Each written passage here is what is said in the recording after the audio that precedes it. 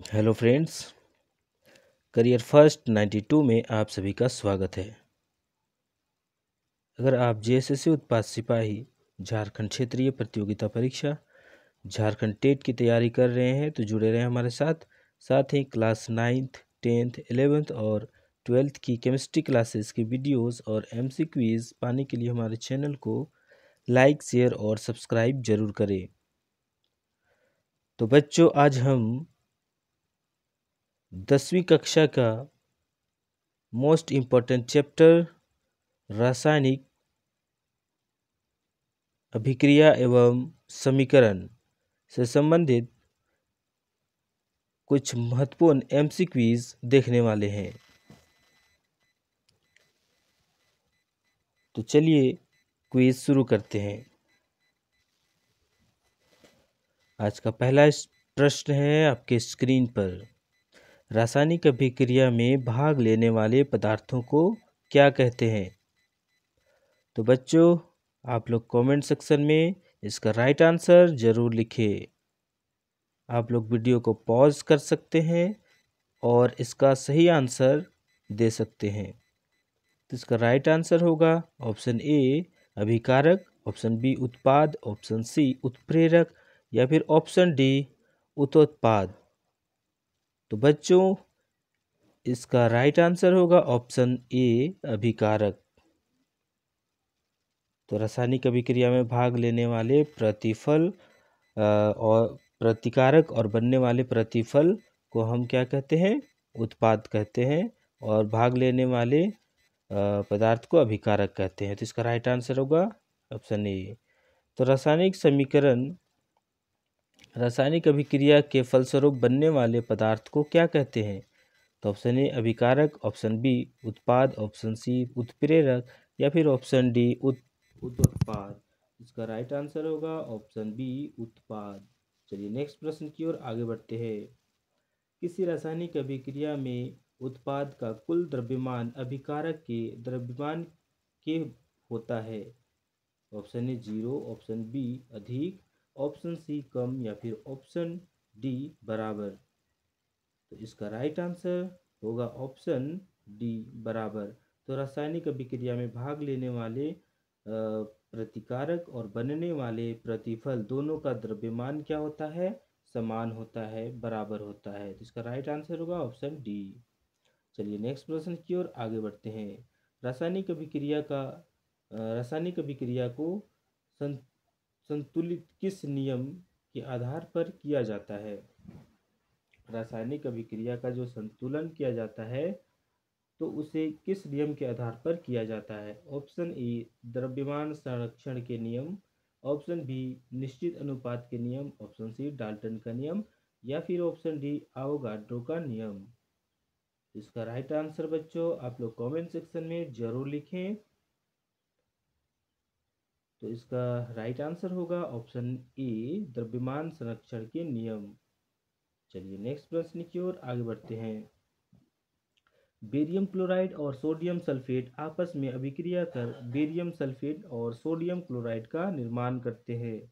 यह किस प्रकार की अभिक्रिया है? ऑप्शन ए वियोजन, ऑप्शन बी विस्थापन, ऑप्शन सी संयोजन या फिर ऑप्शन डी द्विविस्थापन। तो बच्चों, आप लोग वीडियो को पॉज करके इसका सही आंसर देने का प्रयास करें। इसका राइट आंसर होगा ऑप्शन डी द्विविस्थापन।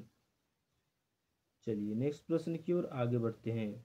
लौह चूर्ण पर तनु हाइड्रोक्लोरिक अम्ल डालने पर क्या होता है? तो इसका राइट आंसर क्या होगा? ऑप्शन ए हाइड्रोजन गैस एवं आयरन क्लोराइड बनता है, ऑप्शन बी आयरन लवण एवं जल बनता है, ऑप्शन सी क्लोरीन गैस एवं आयरन हाइड्रोक्साइड बनता है या फिर ऑप्शन डी कोई अभिक्रिया नहीं होती। इसका राइट आंसर होगा ऑप्शन ए हाइड्रोजन गैस एवं आयरन क्लोराइड बनता है। इसका राइट आंसर ऑप्शन ए। चलिए नेक्स्ट प्रश्न की ओर आगे बढ़ते हैं। श्वसन कैसी रासायनिक अभिक्रिया है? ऑप्शन ए संयोजन, ऑप्शन बी वियोजन या फिर ऑप्शन सी उष्मा शोषी या फिर ऑप्शन डी उष्मा छेदी। इसका राइट आंसर होगा ऑप्शन डी। श्वसन एक ऊष्माक्षेपी अभिक्रिया है। चलिए नेक्स्ट प्रश्न की ओर आगे बढ़ते हैं। शरीर में भोजन का पाचन किस प्रकार की अभिक्रिया है? शरीर में भोजन का पचना किस प्रकार की अभिक्रिया है? ऑप्शन ए संयोजन, ऑप्शन बी विस्थापन, ऑप्शन सी वियोजन या फिर ऑप्शन डी अपचयन। तो इसका राइट आंसर आप लोग कमेंट सेक्शन में जरूर लिखिए। राइट आंसर होगा ऑप्शन सी वियोजन। चलिए नेक्स्ट प्रश्न की ओर आगे बढ़ते हैं। तो बच्चों कुल 50 प्रश्नों को शामिल किया गया है आज के क्विज में। तो आप लोग बने रहें धैर्य के साथ और वीडियो को पूरी तरह देखें। मैग्नीशियम फीता का हवा में जलना अभिक्रिया है। ऑप्शन ए उत्क्रमणीय, ऑप्शन बी ऊष्माशोषी, ऑप्शन सी ऊष्माक्षेपी या फिर ऑप्शन डी अनुत्क्रमणीय। तो इसका राइट आंसर होगा ऑप्शन सी ऊष्माक्षेपी। मैग्नीशियम के फीता का जलना ऊष्माक्षेपी अभिक्रिया है। नेक्स्ट प्रश्न की ओर आगे बढ़ते हैं।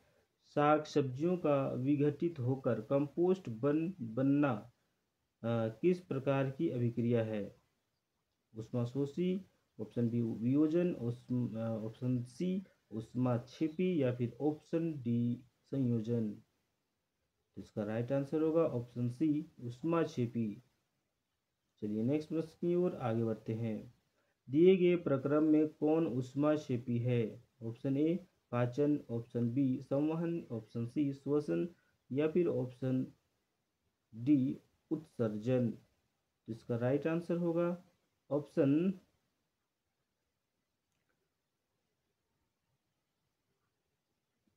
क्वेश्चन फिर से एक बार पढ़ें। दिए गए प्रक्रम में कौन ऊष्माक्षेपी है? तो पाचन, संवहन, श्वसन या फिर उत्सर्जन। तो इसका राइट आंसर क्या होगा? Option C. चलिए नेक्स्ट प्रश्न की ओर आगे बढ़ते हैं।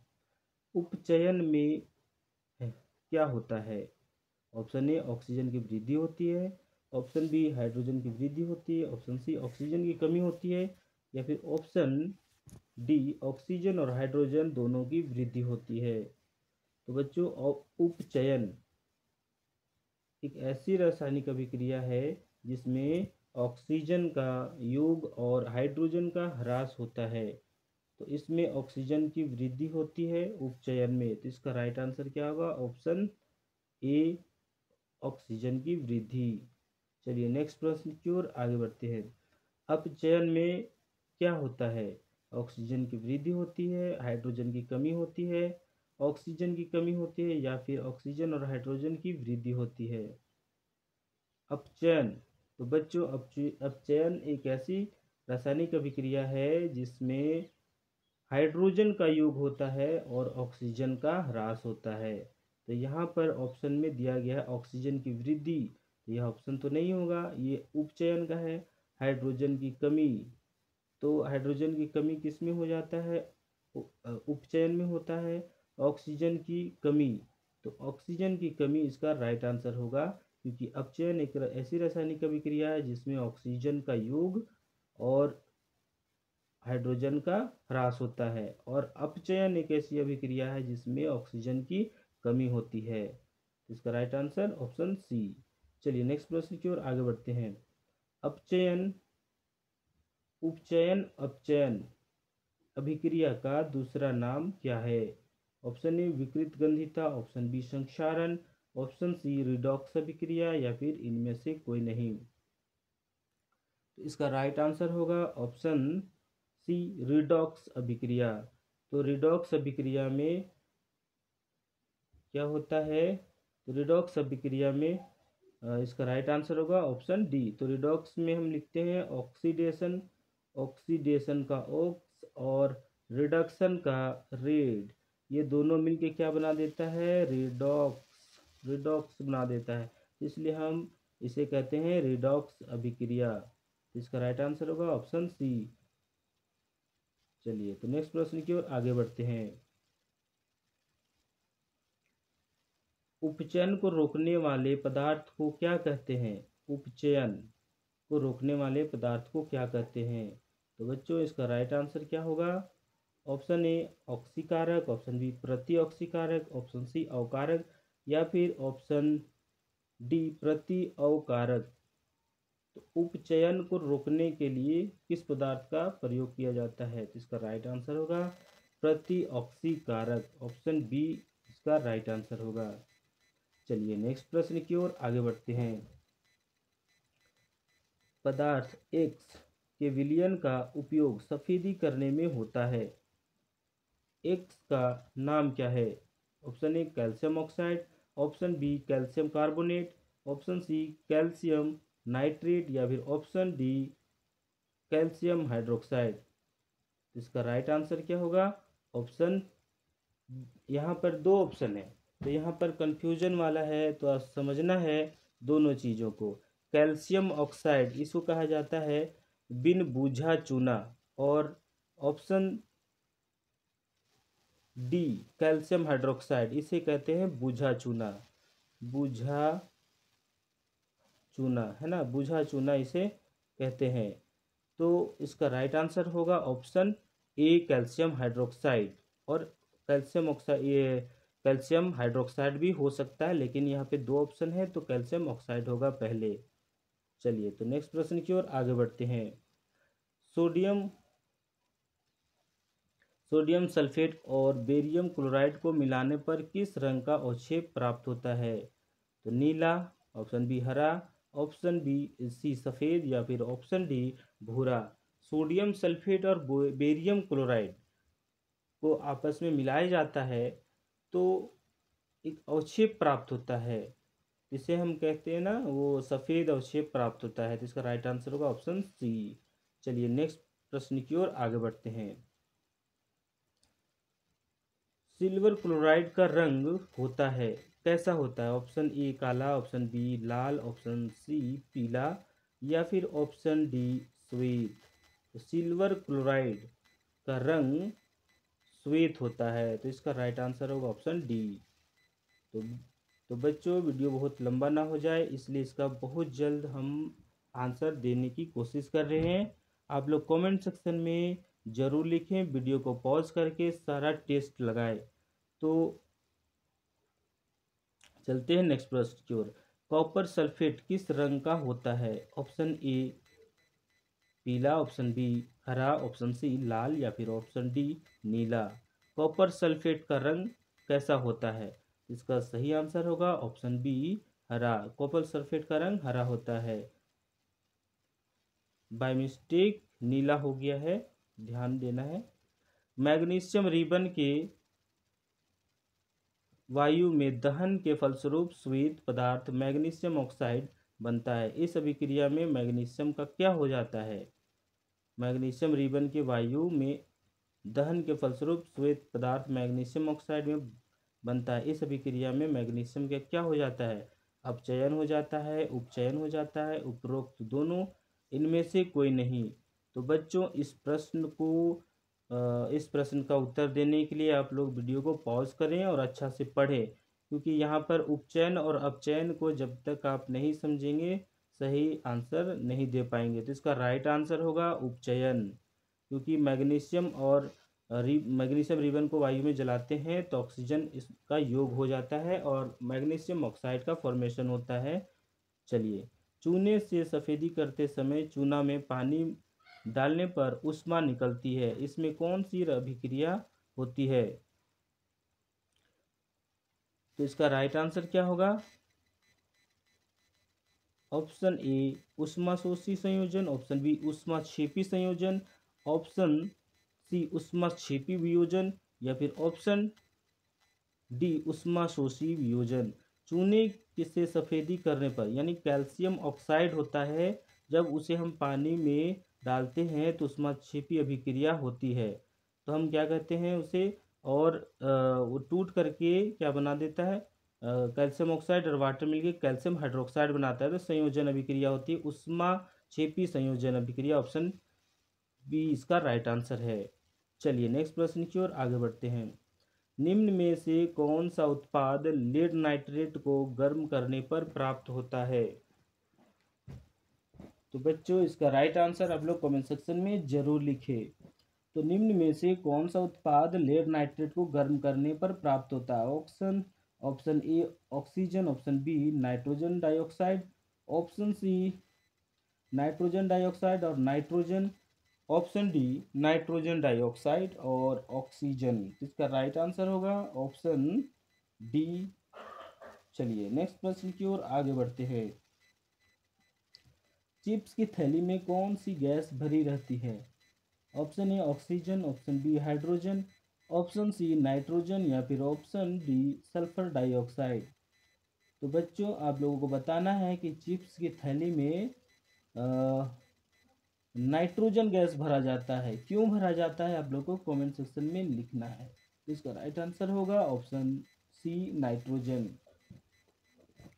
चलिए नेक्स्ट प्रश्न की ओर आगे बढ़ते हैं। विकृत गंधीयता कौन सी अभिक्रिया के कारण होता है? तो विकृत गंधीयता क्या है?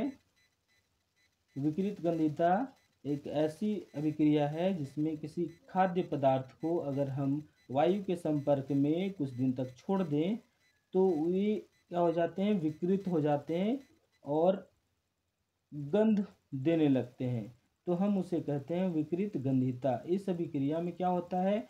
ऑक्सीजन के साथ अभिक्रिया कर रहा है तो ऑक्सीजन का योग हो रहा है। तो ऑक्सीजन का जब योग होता है तो हम क्या कहते हैं? उपचयन कहते हैं। तो सब ऐसी कौन सी अभिक्रिया है ये? उपचयन अभिक्रिया है। तो इसका राइट आंसर क्या होगा? Option D. चलिए नेक्स्ट प्रश्न की ओर आगे बढ़ते हैं। जंग लगना किस प्रकार की अभिक्रिया है? ऑप्शन ए वियोजन, ऑप्शन बी संयोजन, ऑप्शन सी विस्थापन या फिर ऑप्शन डी द्विविस्थापन। तो दोस्तों इसका राइट आंसर क्या होगा बताना है कमेंट सेक्शन में।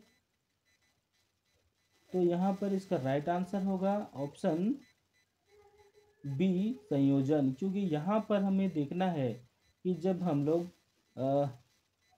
आयरन का रिएक्शन ऑक्सीजन के साथ कराते हैं तो आयरन ऑक्साइड का फॉर्मेशन होता है। यहाँ पर संयोजन हो रहा है, ऑक्सीजन आयरन के साथ जुड़ रहा है। इसका राइट आंसर क्या होगा? ये उपचयन अभिक्रिया है। यानी यहाँ पर क्या हो रहा है? संयोजन हो जा रहा है। तो संयोजन अभिक्रिया हम कहेंगे इसका राइट आंसर होगा ऑप्शन बी। चलिए नेक्स्ट प्रश्न की ओर आगे बढ़ते हैं। तांबे के ऊपर हरी परत चढ़ना उदाहरण है। ऑप्शन ए संक्षारण का, ऑप्शन बी विकृत गंधीयता का, ऑप्शन सी उपचायक का, ऑप्शन डी उपचायक का। तो यहाँ पर ऑप्शन ए संक्षारण, बी विकृत गंधीयता, सी अपचायक या फिर ऑप्शन डी उपचायक। इसका राइट आंसर होगा ऑप्शन ए तांबे के ऊपर हरी परत का चढ़ जाना संक्षारण है। तो आप लोगों को बताना है कमेंट सेक्शन में कि लोहे पर जब जंग लगता है तो कौन सा रंग का वह हो जाता है। चलिए नेक्स्ट प्रश्न की ओर आगे बढ़ते हैं। जल का विद्युत अपघटन किस प्रकार की अभिक्रिया है? ऑप्शन ए वियोजन अभिक्रिया, ऑप्शन बी संयोजन अभिक्रिया, ऑप्शन सी विस्थापन, ऑप्शन डी द्विविस्थापन। तो जल का विद्युत अपघटन होना, जल का जब विद्युत अपघटन होता है तो क्या होता है? H2O। जब इलेक्ट्रिक करंट इस पे पास किया जाता है तो ये H2+O2 में टूट जाता है। तो इसका वियोजन हो जा रहा है। तो इस अभिक्रिया को हम क्या कहते हैं? टूट रहा है तो ये क्या हो जा रहा है? वियोजन अभिक्रिया है ना। तो इसका राइट आंसर होगा ऑप्शन ए। चलिए नेक्स्ट प्रश्न की ओर आगे बढ़ते हैं। जल के विद्युत अपघटन में एनोड पर कौन सी गैस मुक्त होती है? एनोड पर इसको समझना है कि एनोड पर कौन सा गैस मुक्त होता है। इसका राइट आंसर हम पहले बता देते हैं। इसका राइट आंसर क्या होगा? क्योंकि एनोड पर कौन एक्युमुलेट होता है, एनोड की ओर कौन माइग्रेट करेगा? क्योंकि एनोड जो होता है ये पॉजिटिव चार्ज होता है तो एनोड की ओर एनायन जाएगा। तो इसलिए इसका राइट आंसर क्या होगा? Option oxygen. ऑक्सीजन यानी हम देखते हैं इस प्रकार कि दो इलेक्ट्रोड लगे होते हैं, जिसमें प्लस होता है, एक में माइनस होता है। तो इस पर ऑक्सीजन जो है वो माइनस किधर जाएगा, एनोड की तरफ, और H प्लस किधर जाएगा, कैथोड की तरफ। तो इसका राइट आंसर होगा ऑक्सीजन। चलिए नेक्स्ट प्रश्न की ओर आगे बढ़ते हैं। जल के विद्युत अपघटन में कैथोड पर कौन सी गैस मुक्त होती है? तो कैथोड पर कौन सी गैस मुक्त होती है, इसको समझना है। इस प्रकार अभी हमने देखा इससे पहले वाले प्रश्न में, एक टर्मिनल है पॉजिटिव और एक नेगेटिव है। तो H प्लस किधर माइग्रेट करेगा, इसे हम कहते हैं कैथोड और इसे कहते हैं एनोड। तो H प्लस किधर जाएगा, कैथोड की तरफ, और O माइनस एनोड की तरफ। तो इसका राइट आंसर क्या होगा, इसका राइट आंसर होगा ऑप्शन, जल के विद्युत अपघटन में कैथोड पर कौन चिपकता है? तो इसका क्या होगा राइट आंसर, कैथोड पर केटायन चिपकता है। तो H प्लस इसका राइट आंसर होगा ऑप्शन ए। कॉपर ऑक्सीजन के साथ रिएक्शन करके कॉपर ऑक्साइड बनाता है। ये जो रिएक्शन दिया गया है, ये अभिक्रिया दिया गया है, इस अभिक्रिया में क्या हो रहा है आपको बतानी है। ऑप्शन ए ऑक्सीकरण, ऑप्शन बी अपघटन, ऑप्शन सी विस्थापन, ऑप्शन डी उदासीनीकरण। इसका राइट आंसर होगा ऑप्शन ए ऑक्सीकरण, क्योंकि यहाँ पर कॉपर ऑक्सीजन के साथ अभिक्रिया करके कॉपर ऑक्साइड बना रहा है। तो यहाँ पर क्या होगा, ऑक्सीकरण होगा। ऑक्सीकरण क्या है, ऑक्सीजन का जुड़ना। तो इसका राइट आंसर ऑप्शन ए।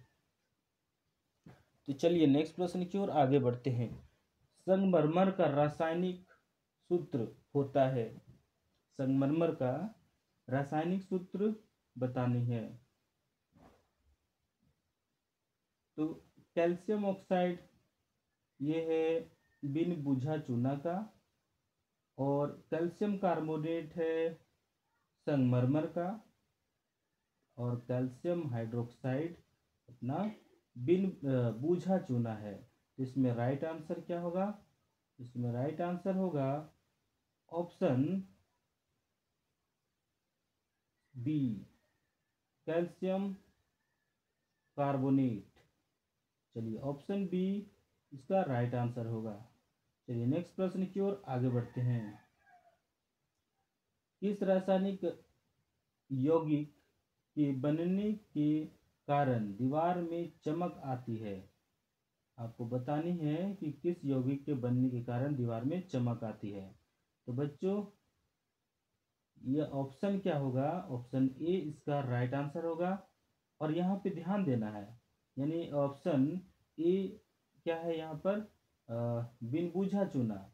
इसका जब जल में अगर हम डालते हैं तो क्या होता है, कैल्शियम हाइड्रोक्साइड का फॉर्मेशन होता है, जिसका प्रयोग हम क्या करते हैं, सफेदी करने में करते हैं। तो इसका राइट आंसर क्या होगा, इसका राइट आंसर होगा option C calcium hydroxide.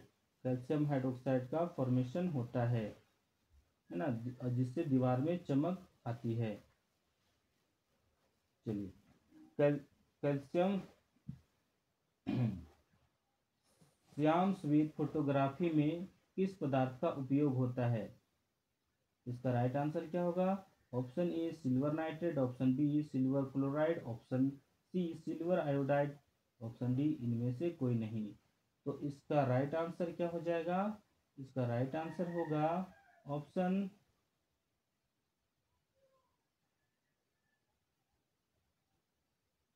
Option B इसका राइट आंसर होगा सिल्वर क्लोराइड। चलिए सिल्वर क्लोराइड इसका राइट आंसर होगा। सिल्वर ब्रोमाइड का भी यूज किया जाता है, AgBr का भी यूज किया जाता है, यहाँ पर AgCl का भी यूज किया जाता है श्याम स्वीत फोटोग्राफी में। इसका राइट आंसर होगा ऑप्शन बी सिल्वर क्लोराइड। चलिए नेक्स्ट प्रश्न की ओर आगे बढ़ते हैं। कार्बन और ऑक्सीजन आपस में अभिक्रिया करके कार्बन डाइऑक्साइड बनाते हैं। तो किस प्रकार की अभिक्रिया है, ये जो समीकरण दिया है यह किस प्रकार की अभिक्रिया है। तो यहाँ पर देखना है कार्बन ऑक्सीजन के साथ जुड़ रहा है, तो यहाँ पे क्या होगा, वियोजन होगा, संयोजन होगा, द्विविस्थापन होगा या फिर विस्थापन होगा। तो बच्चों इसका राइट आंसर आप लोग कमेंट सेक्शन में जरूर लिखें। यहाँ पर कार्बन और ऑक्सीजन आपस में अभिक्रिया करके क्या बना रहा है, CO2। तो CO2 क्या हो रहा है, कार्बन ऑक्सीजन क्या हो रहा है, कार्बन के साथ जुड़ रहा है। तो जब कोई रिएक्टेंट्स आपस में जुड़ते हैं, हम नया प्रोडक्ट बनाते हैं, तो क्या होता है, वो संयोजन अभिक्रिया होता है। तो इसका राइट आंसर होगा ऑप्शन बी, संयोजन। चलिए नेक्स्ट प्रश्न की ओर आगे बढ़ते हैं।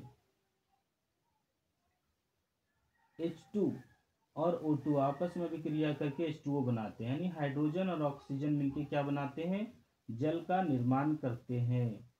तो आपको बताना है कि यह किस प्रकार की अभिक्रिया है। H2 और O2 मिलके क्या बनाएगा, H2O, जल बना रहा है।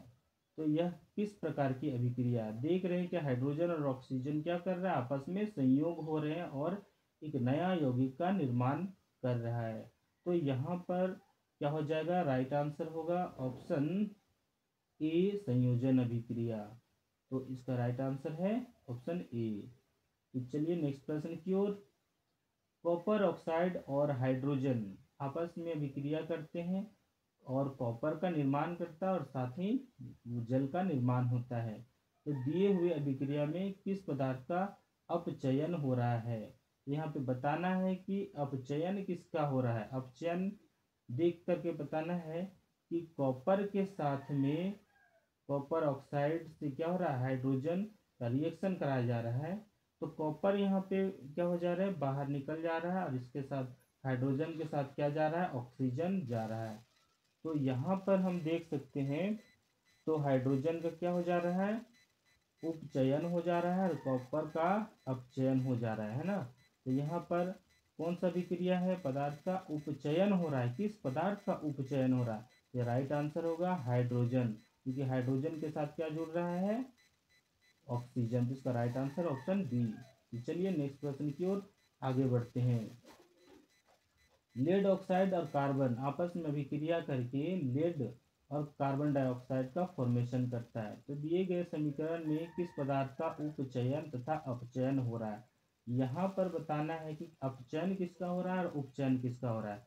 तो यहाँ पे देखना है कि कार्बन कार्बन के साथ में ऑक्सीजन जुड़ रहा है, कार्बन डाइऑक्साइड बन रहा है। तो कार्बन का क्या हो जाएगा, कार्बन का उपचयन हो जाएगा, है ना। और लेड ऑक्साइड के साथ लेड क्या हो जा रहा है, लेड जो है अलग हो जा रहा है, ऑक्सीजन अलग हो जा रहा है लेड से। तो ऑक्सीजन का जहाँ ह्रास होगा वो अपचयन कहलाएगा। तो इसका राइट आंसर क्या होगा, ऑप्शन बी। चलिए नेक्स्ट, इसका राइट आंसर है ऑप्शन बी। चलिए नेक्स्ट प्रश्न की ओर आगे बढ़ते हैं। दिए गए रासायनिक समीकरण में कौन सी अभिक्रिया हो रही है। तो आपको बताने हैं अभिक्रिया का नाम। लेड और कॉपर क्लोराइड आपस में रिएक्शन करते हैं, लेड क्लोराइड और कॉपर का फॉर्मेशन हो रहा है। तो बताना यहाँ पर क्या होगा, संयोजन अभिक्रिया, ऑप्शन बी ऊष्माक्षेपी अभिक्रिया, ऑप्शन सी वियोजन अभिक्रिया या फिर ऑप्शन डी विस्थापन अभिक्रिया। इसका राइट आंसर क्या होगा, दिए गए समीकरण में कौन सी विक्रिया हो रहा है। तो लेड जो है कॉपर को क्या कर दे रहा है, विस्थापित कर दे रहा है। विस्थापित करने के बाद लेड क्लोराइड का फॉर्मेशन हो जा रहा है। तो यहाँ पर इसका राइट आंसर क्या होगा, ऑप्शन डी विस्थापन अभिक्रिया। चलिए नेक्स्ट प्रश्न की ओर आगे बढ़ते हैं। निम्न में से कौन अपचायक है। ऑक्सीडेंट और रिडक्टेंट होते हैं। तो ध्यान देना, यहाँ पर रिडक्टेंट पूछा जा रहा है, अपचायक पूछा जा रहा है। तो यहाँ पर इसका राइट आंसर होगा ऑप्शन डी हाइड्रोजन सल्फाइड। चार ऑप्शन है, क्लोरीन, नाइट्रिक HNO3 और O2, और यहाँ पर दिया है H2S यानी हाइड्रोजन सल्फाइड। इसका राइट आंसर होगा ऑप्शन डी, अपचायक की तरह व्यवहार करता है। चलिए निम्न में कौन उपचायक एक एवं अपचायक दोनों है। यहाँ पर इसका राइट आंसर होगा ऑप्शन ए, हाइड्रोजन पेरोक्साइड H2O2। चार ऑप्शन हैं, H2O2 इसका राइट आंसर होगा। तो चलिए नेक्स्ट प्रश्न की ओर। तो दिए गए ऊपर दिया हुआ जो रासायनिक समीकरण है, रासायनिक अभिक्रिया है, वह किस प्रकार की अभिक्रिया है? ऑप्शन ए संयोजन अभिक्रिया, ऑप्शन बी द्विविस्थापन अभिक्रिया, ऑप्शन सी वियोजन अभिक्रिया, फिर ऑप्शन डी विस्थापन अभिक्रिया। तो यहाँ पर राइट आंसर आप लोगों को बताना है। आयरन जो आयरन ऑक्साइड और एल्युमिनियम आपस में विक्रिया कर रहा है, तो आयरन क्या कर दे रहा है, एल्युमिनियम क्या कर दे रहा है, आयरन को विस्थापित कर दे रहा है। आयरन को क्या कर रहा है, यहाँ पर एल्युमिनियम क्या कर रहा है, एल्युमिनियम Fe को क्या कर दे रहा है, विस्थापित कर दे रहा है, इसको हटा दे रहा है। तो कैसा अभिक्रिया होगा, यहाँ पर विस्थापन अभिक्रिया होगा। तो इसका राइट आंसर होगा ऑप्शन ऑप्शन डी। चलिए नेक्स्ट प्रश्न की ओर आगे बढ़ते हैं। दीवारों पर सफेदी करने के लिए किसका उपयोग होता है? तो यहाँ पर दो ऑप्शन से बतानी है, यानी यहाँ पर कैल्शियम कार्बोनेट और कैल्शियम हाइड्रोक्साइड, ये दोनों में कंफ्यूजन हो सकता है आपको, ये दोनों।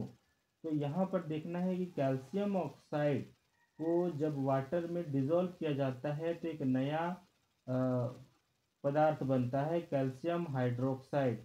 कैल्शियम हाइड्रोक्साइड का फॉर्मेशन होता है। और कैल्शियम हाइड्रोक्साइड को जब उसका विलयन को दीवार पर सफेदी किया जाता है तो 2-3 दिन के बाद उस पर एक परत जम जाता है, पपड़ी सा जम जाता है। वो किसका होता है, कैल्शियम कार्बोनेट का होता है। तो इसका राइट आंसर क्या होगा, ऑप्शन ए, सफेदी करने के लिए कैल्शियम कार्बोनेट का प्रयोग किया जाता है। तो इसका राइट आंसर क्या हो जाएगा, यहाँ पर ऑप्शन ए कैल्शियम कार्बोनेट, और ऑप्शन दोनों ऑप्शन में यहाँ पे देखना है कैल्शियम हाइड्रोक्साइड। चलिए इनमें कौन सी अभिक्रिया नहीं होगी? तो ऑप्शन ए कॉपर सल्फेट और आयरन के साथ अभिक्रिया, कॉपर सल्फेट और जिंक के साथ, आयरन सल्फेट और जिंक के साथ, जिंक सल्फेट और कॉपर के साथ।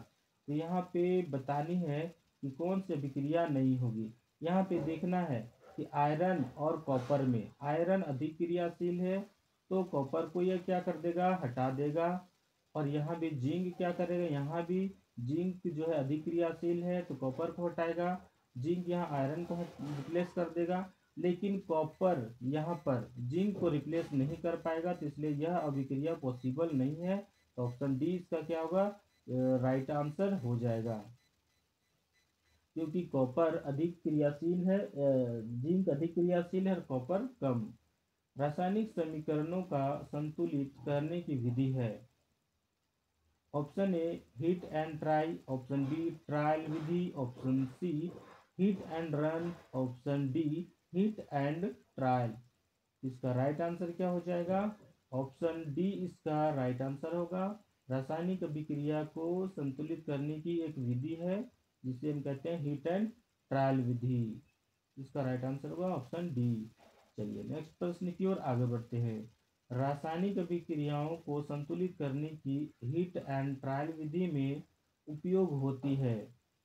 ऑप्शन ए सबसे बड़ी पूर्ण संख्या, ऑप्शन सी बी परिमेय संख्या के गुणांक, ऑप्शन सी सबसे छोटी पूर्णांक संख्या के गुणांक, या फिर ऑप्शन डी इनमें से कोई नहीं।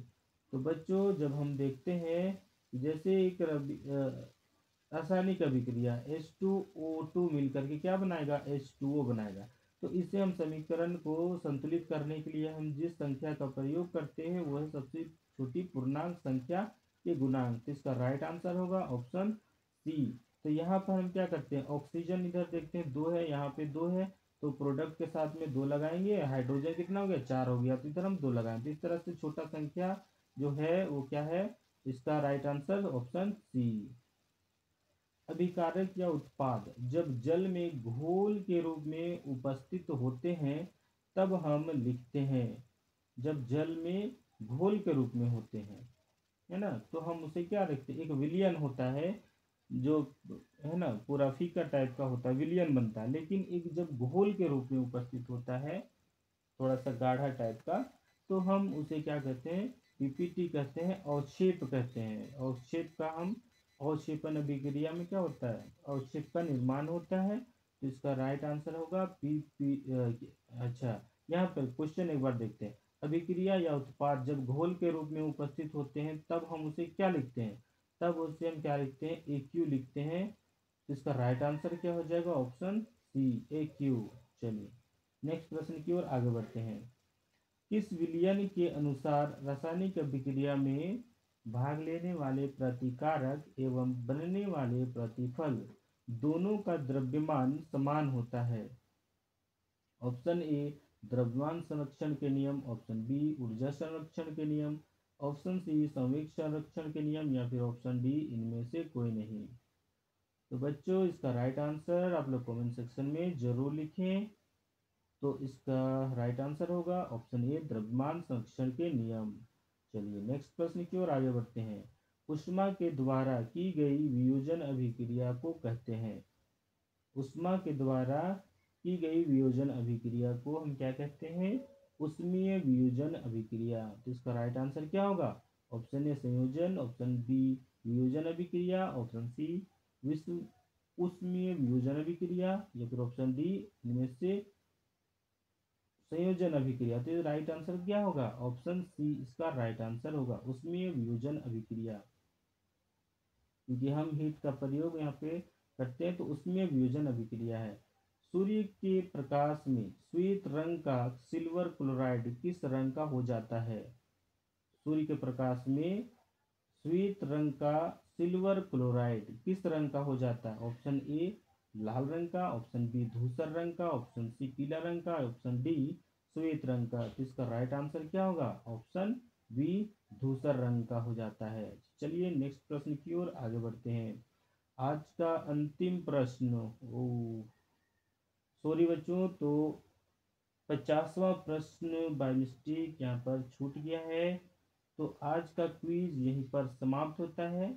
आप लोग को बताना है कि आज का क्विज कैसा लगा, और 50 प्रश्नों में आप लोगों ने कितने, 49 होता है ना, तो कितने प्रश्नों का सही जवाब आप लोगों ने दिया, कमेंट सेक्शन में जरूर लिखें। और साथ ही कमेंट सेक्शन में अपना नाम जरूर लिखें, है ना।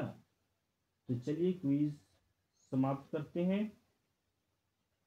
तो अपने आंसर की ओर आगे बढ़ते हैं, है ना। चलिए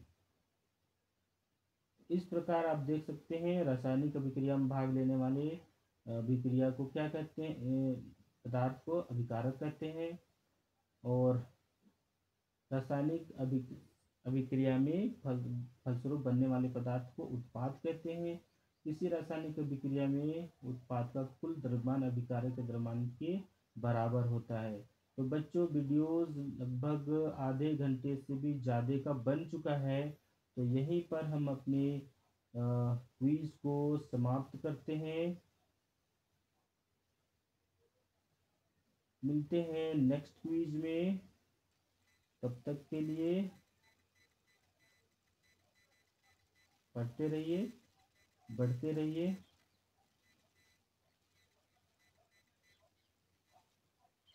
जय हिंद, जय झारखंड।